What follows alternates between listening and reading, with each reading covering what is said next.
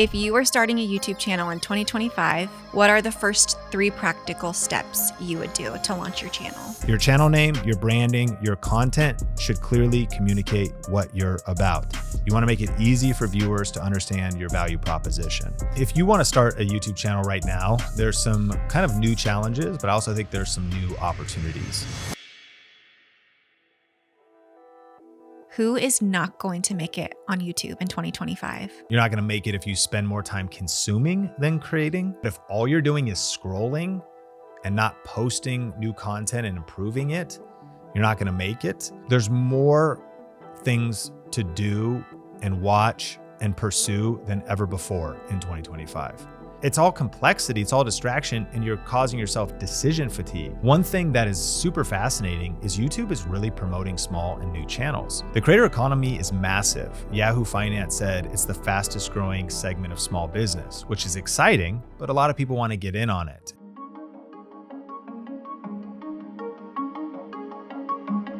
If you want to start a YouTube channel right now, there's some kind of new challenges, but I also think there's some new opportunities. Challenges. Competition is fierce. The creator economy is massive. Yahoo Finance said it's the fastest growing segment of small business, which is exciting, but a lot of people want to get in on it. And so you have to be aware that there is legit competition and you got to find a way to create an edge, be different.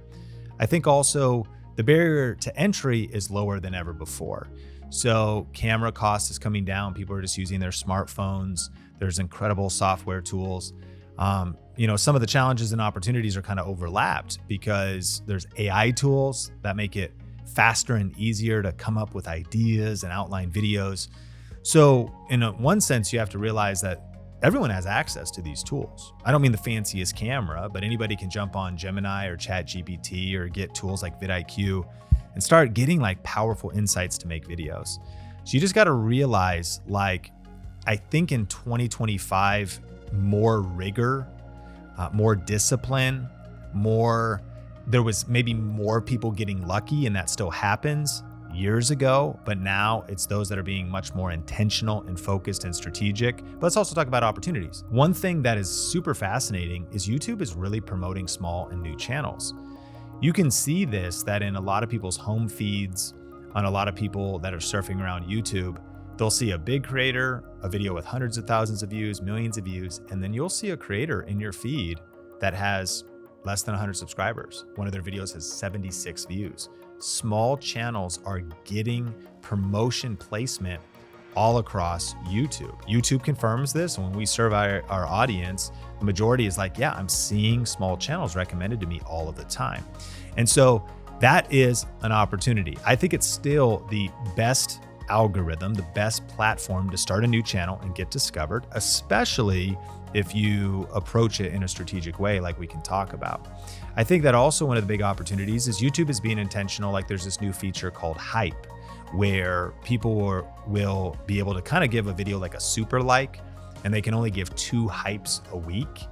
But for channels between 500 subscribers, so if you're starting from scratch, you don't have it immediately, but between 500 subscribers and 500,000 subscribers, they can be hyped, and there's going to be a new hype leaderboard. I think if anything, that just shows that YouTube is constantly trying to create a platform and an algorithm that allows new people to get into the game and win. So I think it's about facing the challenges, but it's also realizing right now is a great time to start. It's not too late to start. And if you have a strategic approach and rigor, then future is bright.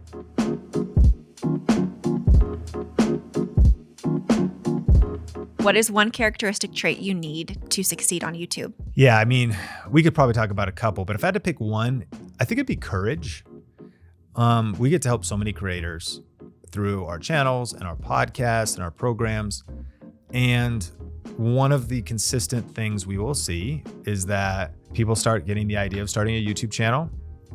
They start watching content like this. They start learning. This is a really good phase to be in. And for sometimes that phase might be months, even years for some people. But here's what I've learned. Like in order to succeed on YouTube, you actually have to upload videos to YouTube. It's pretty profound, right? Obviously. Wow. But I mean, it's like the courage is like you actually have to like punch fear in the face punch perfectionism in the face and press record. You have to get uncomfortable. You have to get that momentum going. This comes easier for others that are maybe naturally like, let me just go for it. But a lot of times we just sit on the sidelines and we get stuck. We get stuck in overthinking. We get stuck in overanalysis. We get stuck in various aspects of fear and anxiety. We just get stuck in this belief that I have to be ready, when ultimately ready is a lie. You have to start before you feel ready. You know, there's this great quote that says, you don't have to see the whole staircase to take the first step. And so sometimes, you know, if we analyze the competition and the challenges, that's one reason why we might cower in fear on the sidelines. But of course, it's not only starting on YouTube, but succeeding on YouTube is going to just take action. You're just going to have to take action. You're going to have to press record. You cannot steer a parked car. So I think courage is one of the major just traits that you've got to have. You got to step out there and get uncomfortable.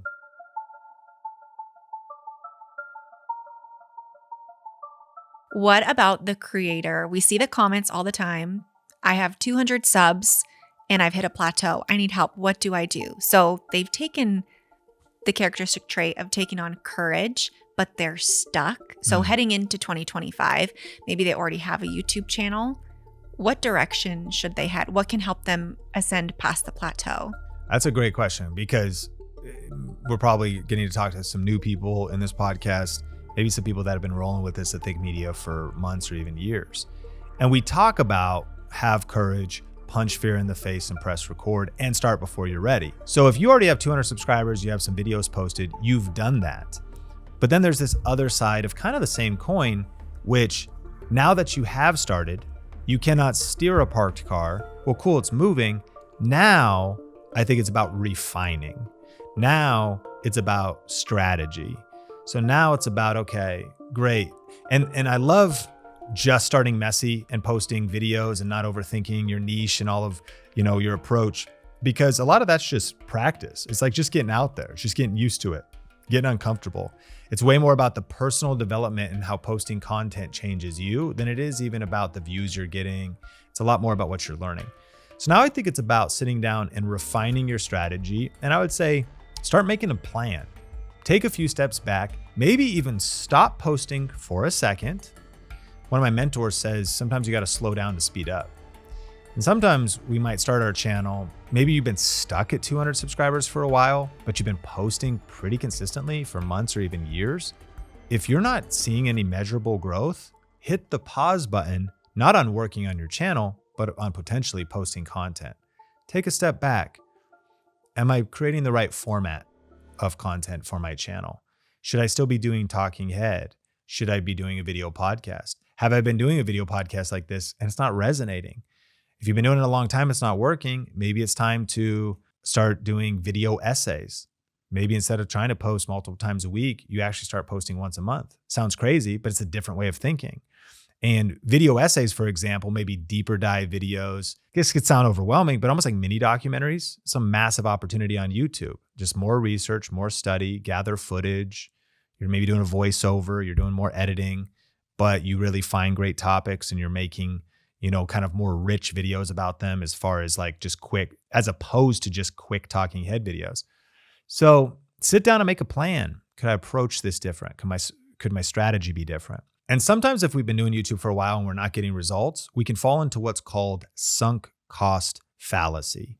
And what that is it's actually the phenomenon where a person is reluctant to abandon a strategy or a course of action because they've already invested heavily in it, even when it's clear that abandonment would be beneficial.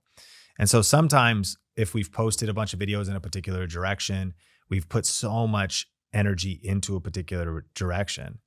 And you're hearing me say like, Sean, start a whole different channel. You think, well, no, I've put so much into this, I can't even imagine. And we sort of get stuck into something that's not working.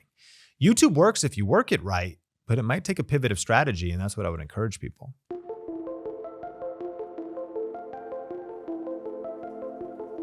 I want your honest answer. Who is not going to make it on YouTube in 2025? I think that The people that aren't going to make it on YouTube in 2025 are people that spend more time complaining than creating. You're not going to make it if you spend more time consuming than creating. And consuming is a good thing if you're consuming educational content and applying it. But if all you're doing is scrolling and not posting new content and improving it, you're not going to make it. I think those with a fixed mindset are not going to make it on YouTube in 2025. So what's the difference between a fixed mindset and a growth mindset? A fixed mindset essentially is someone who feels like the future is inevitable. They can't learn new things, they can't develop, and they can't grow. A growth mindset believes everything is figure outable, but I might need to be willing to let go of old beliefs, old strategies, and I need to be able to embrace change. We touched on this just a second ago with the sunk cost fallacy. Those with sunk cost fallacy that stay in it have a fixed mindset. They're just fixed, like YouTube success for me has to be this strategy with this channel, with this brand, and this is the thing that I want to do, and I'm just going to keep doing it until it works. No, you may need to strategically quit that approach. And a growth mindset believes future is bright, everything is figure outable, there's massive opportunity on YouTube, and there's massive opportunity for me if I don't quit. But I gotta just be willing to maybe get hard feedback, face the facts, face the numbers, face the comments, face the data that YouTube is giving me, and then continue to adjust and pivot until I start finding things that work. And so I also think that in 2025, even some, not just new creators, but some successful creators, I think actually those that are not resilient are not gonna make it. I think that we are seeing incredible growth of the platform, but also a lot more dispersion of views.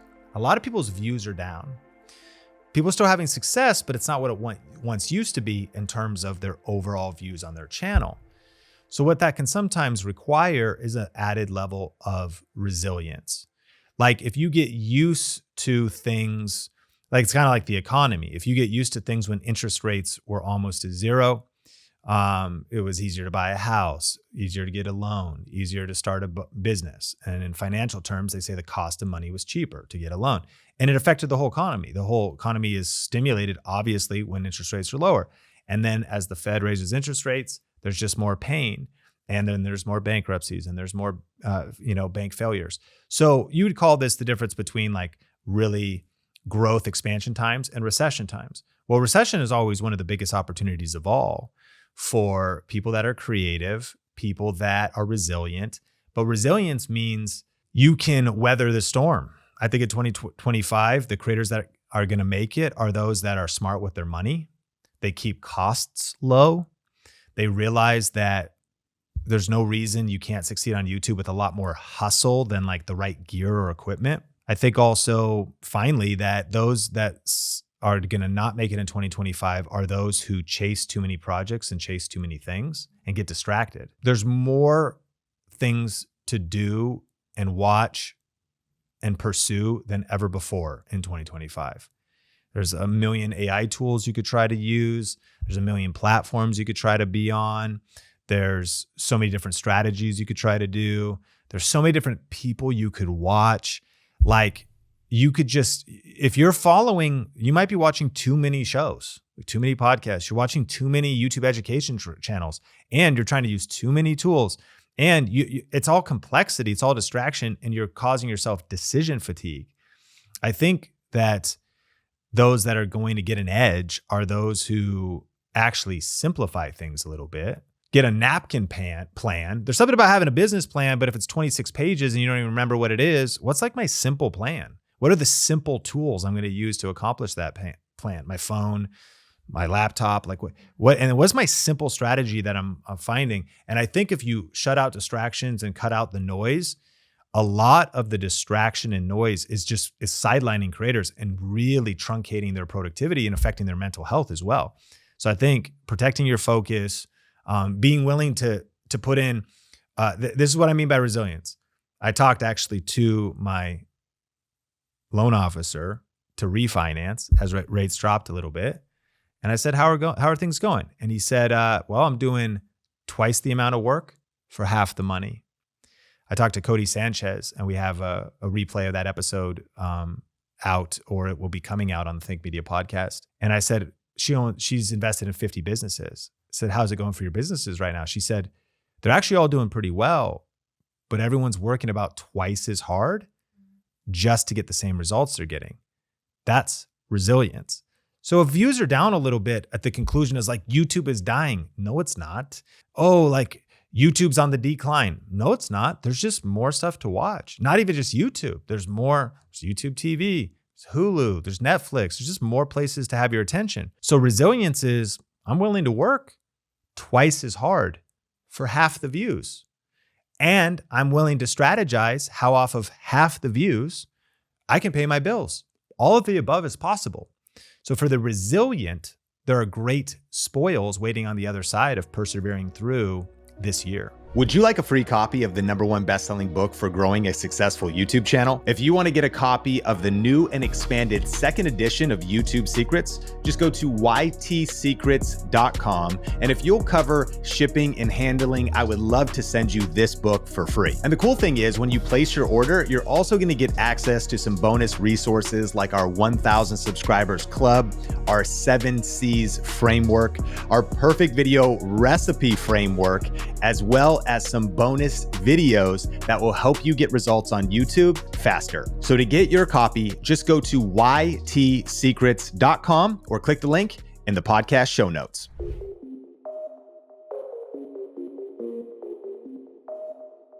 Going into 2025, there's going to be a lot of creators who are working full-time, have families, like you're saying, lots of other things going on aside from creating content.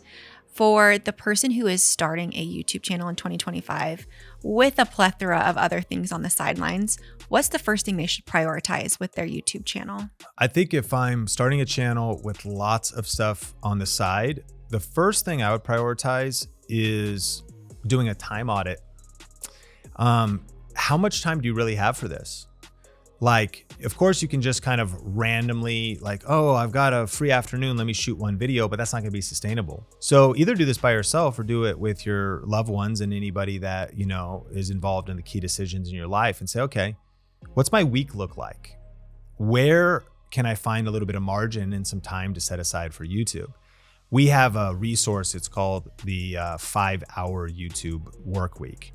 And so it really just talks about how you could very much start a successful, growing, part-time, eventually income earning YouTube channel while you're juggling other responsibilities in 5 or less hours a week, especially with how efficient you are with those hours. Here's the bottom line. You need to find those hours on your calendar, and you need to then commit to those hours. It's very common, I've noticed, for someone to start a YouTube channel next week and post a video the week after, and then maybe post their second video on the third week, and then for them to get distracted and derailed by week 4 and they don't post for a couple months. And then maybe they get back and post once, and then another couple months pass by. And I've got deep empathy for that. I think it's like, what happens is by week 4, your car breaks down. You were kind of surprised. You didn't know your parents were gonna come into town. They go through like different stuff happens. So I think that's why I say do a time audit, sit down, make a plan, and start with your calendar and start with your life.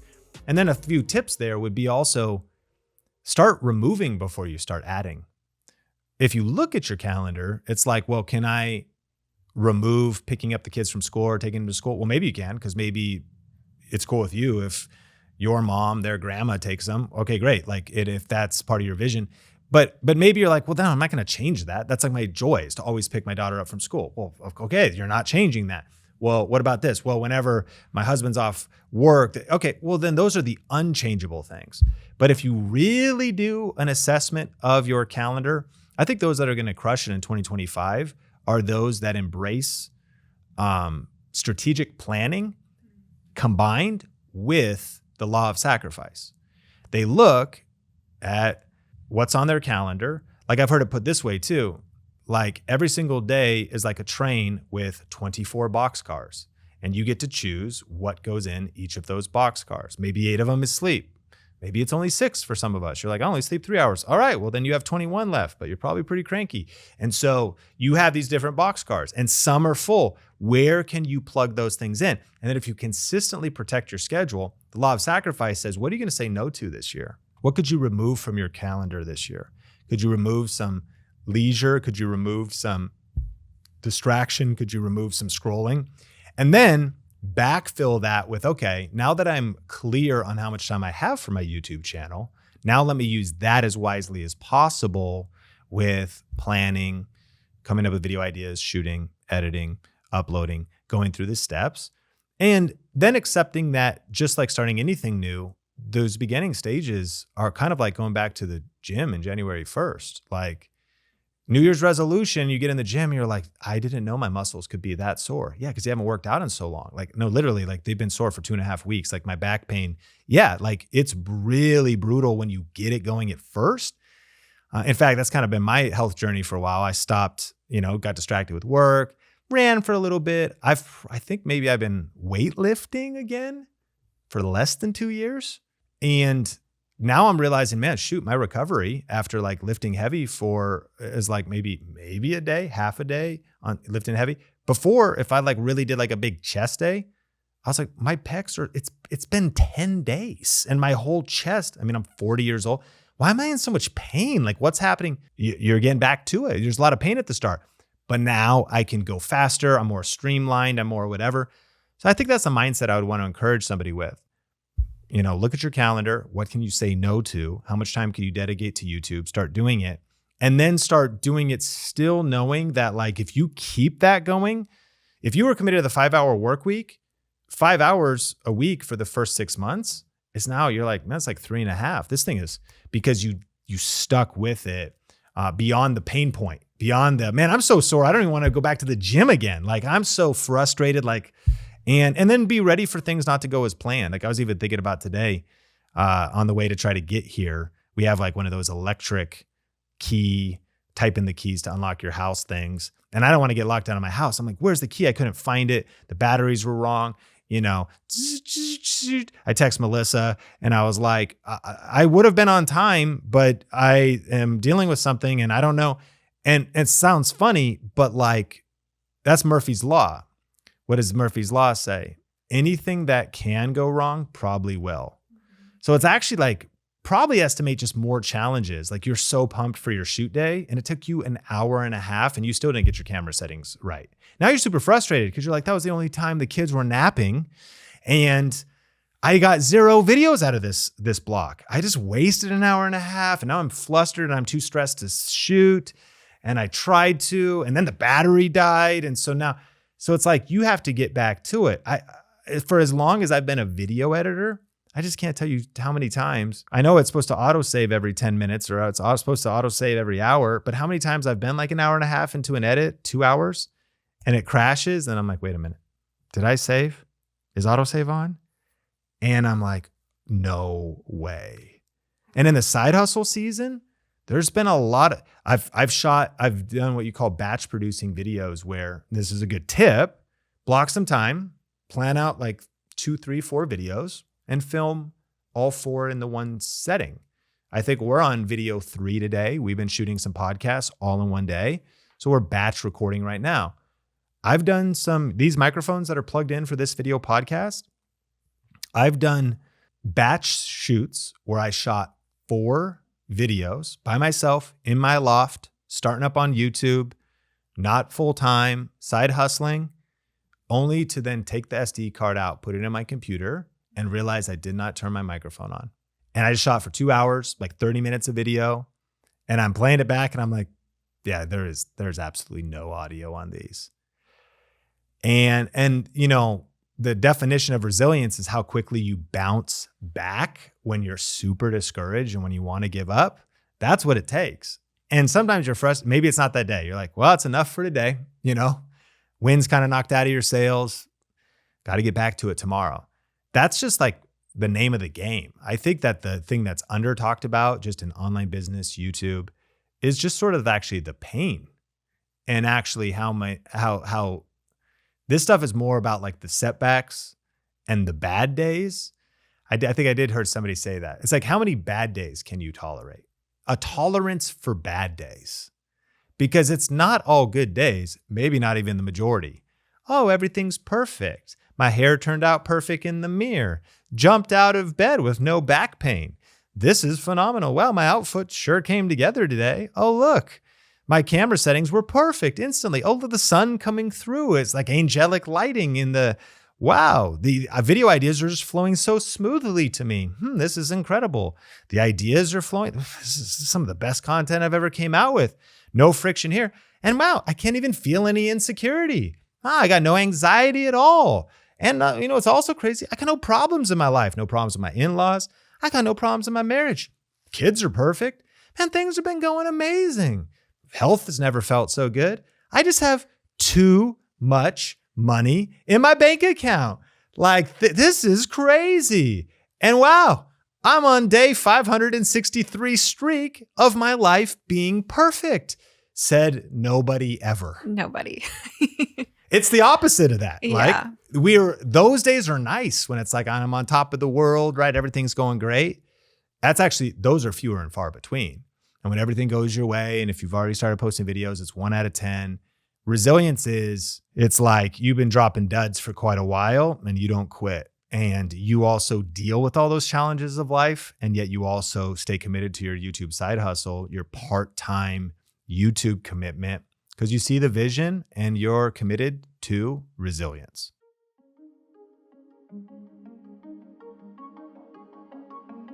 My last question here for you.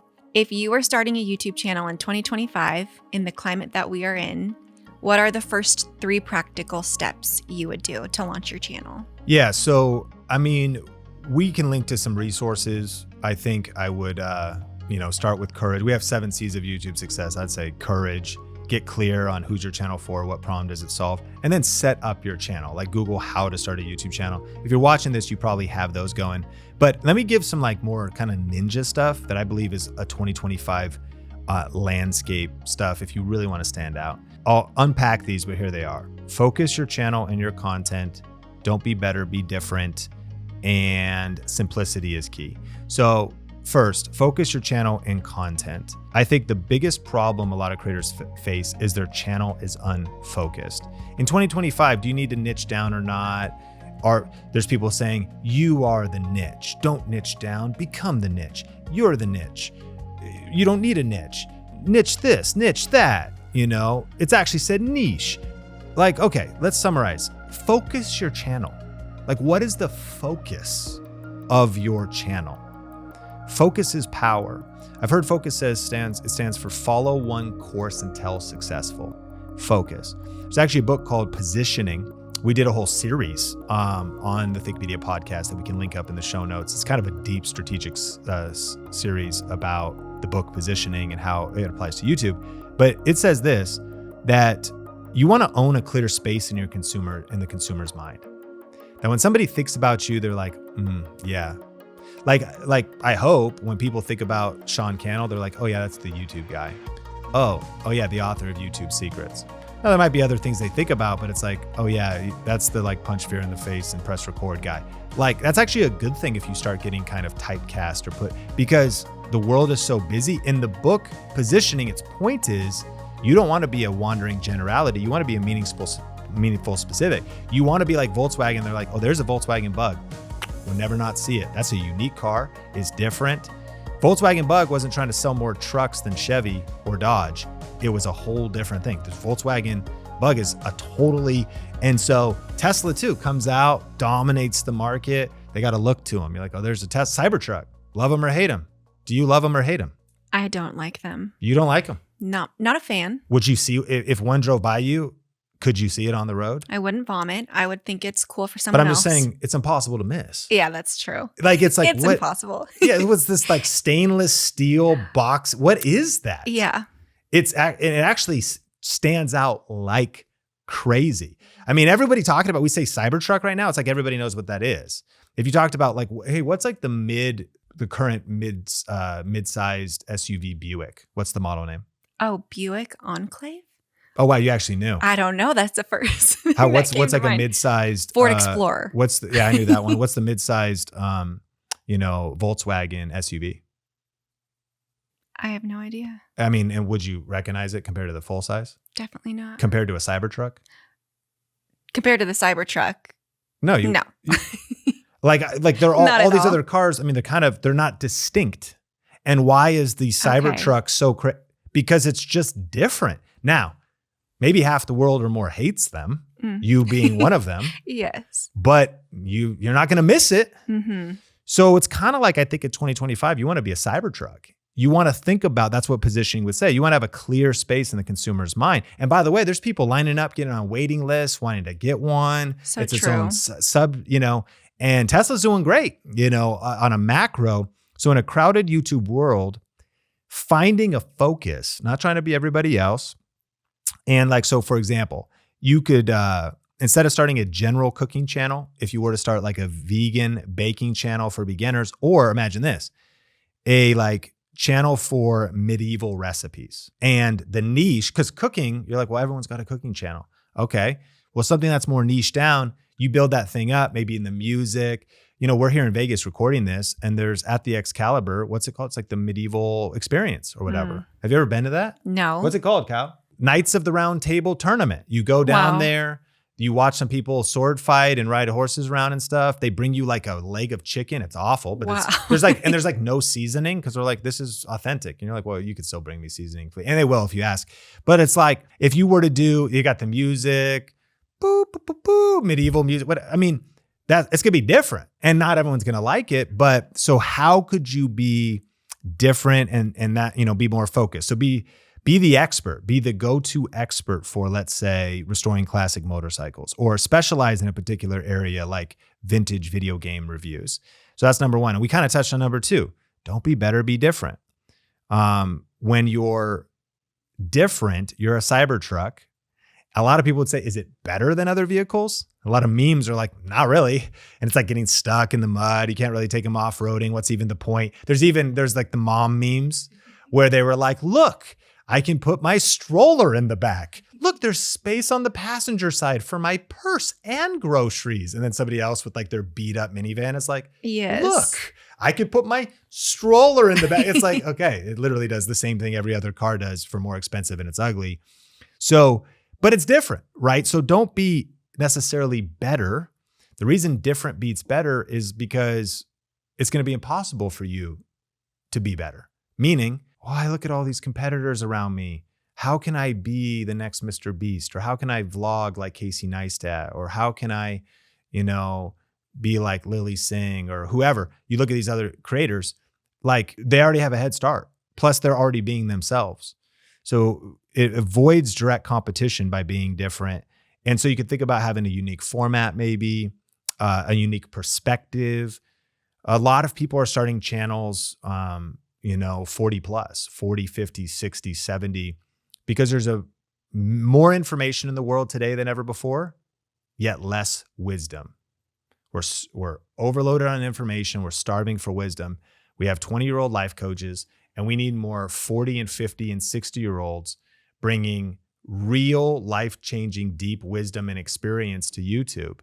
There's this whole trend of YouTube easy mode, which means because of this kind of authenticity wave, over-edited, overproduced videos aren't necessarily doing as good. And people that sit down, they turn a camera on, they sit down, and they still kind of package the video well, but they have a clear topic and they share from their experience, their perspective. People are already talking about what I want to talk about. True, but here's why nobody can compete with you. They don't have the same stories. They haven't been through the same pain. They haven't been through the same trauma you've been through. They do not have your perspective. AI can give you quick answers, but AI cannot give you perspective and stories and emotions and what you've been through. So that's different. Like when you build your YouTube channel by thinking about what can my content mix be different? How can I leverage my personality, my perspective? And then lastly, simplicity is key. So if it's 2025, here's what I mean. Your channel name, your branding, your content should clearly communicate what you're about. You want to make it easy for viewers to understand your value proposition. And so if you confuse, you lose. Do you have a clear name on your channel? Clear cover art? There's channels that are growing big and they never upload cover art. Cover art's not the secret, but cover art that is clear is, I mean this, if we go to a channel that has like your picture and like a statement about what your channel is for, the process of picking clear brand colors, having kind of a brand guide, having name, mission, vision, values. Not that you need all that stuff. That's a lot more than 99% of creators have. In fact, I would say most people starting a channel, they have not answered the questions of who's my channel for? What problem does it solve? What is the vision of my channel? What is the mission of my channel? What does this channel stand for? What are we for? What are we against? Thinking through some of these things, what are our brand colors? Have I thought about that? What is the look and feel and tone of my channel? And we're not then adding in just a hodgepodge of whatever. Then simplicity is key. We're trying to cut through the noise in a 2025 world where somebody lands on the channel and they're like, oh, I get what this is about. This makes sense. As opposed to, I don't know, is this like a cooking channel that's also about like Cybertrucks and they play like video games on the weekend and then they share dating advice? You're like, I don't know who that. And if you're going to be remembered, because you want to be remembered for something specific, it's like, I don't know. I mean, I saw that weird guy who was like giving dating advice and then like making vlogs about his Cybertruck, but it was strange because he'd post cooking. And by the way, you're already forgettable. I don't remember his name. So simplicity, streamline it down and try to have a clear brand, a clear strategy, a clear focus. I think a lot of that's going to help you win in 2025. That's amazing. Thank you for thinking through what you would do with a YouTube channel if it was your own and elaborating on some of those. I think they're very applicable tips that we can take with us. And I'm super looking forward to 2025. Sean, thank you for sitting down and sharing.